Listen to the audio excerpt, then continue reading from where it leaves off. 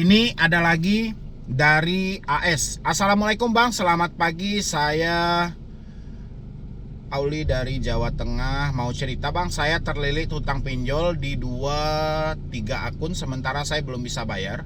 Bagaimana solusinya Bang? Sedangkan pihak pinjol terus menteror saya dan ke teman-teman saya. Oke, Anda terjebaknya di pinjol mana ini? Ya, kok bisa dia menteror Anda ke teman-teman Anda? Berarti pinjolnya ilegal dong, karena ini tidak Anda sebutkan nama pinjolnya. Kalau mereka sudah menteror teman-teman Anda, berarti ilegal. Mereka tidak sesuai dengan aturan. Cabut kartu Anda, reset HP Anda, cash dalam pabrik, masuk dengan nomor baru. Nanti sampaikan ke teman Anda, kalau masih ada yang menelpon mengatasnamakan diri saya berhutang, tolong suruh ke alamat saya. Ya, karena yang selalu menghubungi teman-teman seperti itu sering lahir dari pinjol ilegal. Ya, walaupun ada sebagian dari pinjol legal, ya, tapi kebanyakan dilakukan oleh pinjol ilegal. Nggak usah panik juga ya Bu ya. Oke, ini ada lagi dari MW. Bang Medi, saya terjebak pinjol sekitar 7 aplikasi legal dan ilegal. Saya niat mau bayar sebenarnya 10 aplikasi, tapi yang aplikasi seperti Shopee, Akulaku, Rupiah Cepat itu saya bayar dan sedang berjalan. Yang 7 aplikasinya gagal bayar. Niat saya mau bayar tapi udah ditelepon kondar, terus sampai telepon kantor kerja. Saya tanya sama HRD tempat saya kerja, saya tidak kasih tahu dari aplikasi mananya, padahal niat saya mau bayar. Yang 7 aplikasi itu yang gagal bayar kalau saya sudah dapatkan uangnya. Tapi sudah ada aplikasi yang sampai telepon kantor perusahaan jadi malu, jadi tahu semuanya. Itu dari 7 aplikasi. Tagihannya cuma di bawah 1,5 jutaan semuanya. Pertanyaan saya, kalau saya nggak bayar terus-menerus telepon kantor kerja, apa tidak? Dan akan datang ke rumah apa tidak? Terima kasih. Mohon maaf bila kata-kata saya ada yang salah Bang. Oke. Ya, soal Anda tidak mau bayar 7 aplikasi itu tergantung dari kemampuan Anda. Habis itu pertanyaan Anda, Pak, ini cukup kayak mana ya? Memicu adrenalin saya. Kenapa saya bilang memicu adrenalin saya? Ada pertanyaan yang tidak mampu saya jawab dan saya uraikan secara publik.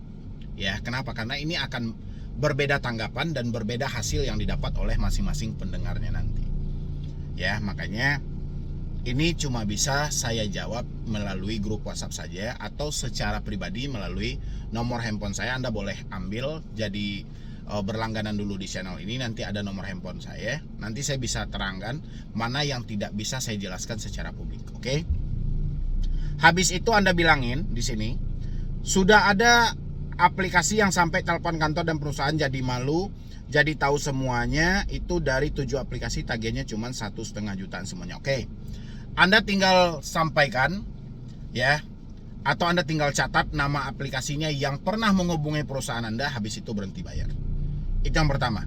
Ya, Anda tinggal catat nama aplikasinya apa aja, dari 1 sampai 7 itu aplikasinya apa, Anda catat, berhenti membayar. Ya. Yang kedua, pertanyaan Anda adalah, kalau saya nggak bayar terus-menerus ditelepon ke kantor kerja apa tidak Bang? Oke. Soal terus-menerus ditelepon ke kantor, itu saya tidak bisa menjawab lebih pasti ya. Cuma hanya saja gini aja. Kalau misalnya ada orang kantor Anda atau masih ada ke depannya orang kantor Anda yang komplain soal ada penagihan utang dari pinjol ya, yang mengataskan nama Anda sampaikan ke mereka. Kalau mereka masih nelpon, suruh ke alamat saya sesuai data yang ada di mereka. Ya, karena saya tidak pernah mencantumkan nomor kantor atau hal-hal sebagainya, dan saya rasa ini adalah komplotan penipuan. Ituin aja ya, karena mereka sudah melompati aturan yang ada. Ya, kita juga harus melompati hal itu. Ya, karena mereka sudah tidak sesuai aturan. Jadi mohon maaf atas ketidaknyamanannya. Silahkan kalau masih ada nelpon atas aplikasi ini, perusahaan ini, suruh aja ke alamat saya. Nanti saya akan mediasikan dengan mereka.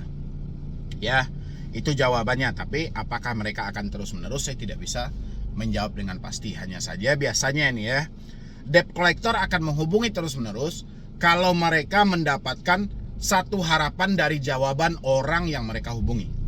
Ya, contoh, ada teman Anda biasanya yang kepo gampang itu dipengaruhi debt collector. Nanti debt collector beranggapan, wah ini gampang, ini bisa, ini kita utus nih. Nanti si teman Anda ini berjalan ke Anda, woi bayar hutangmu, Ini saya ditelepon setiap hari kan gitu. Berarti ada suatu keberhasilan debt collector menjadikan teman Anda sebagai debt collector tambahan.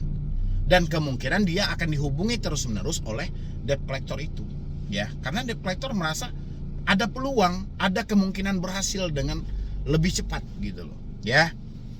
Habis itu lagi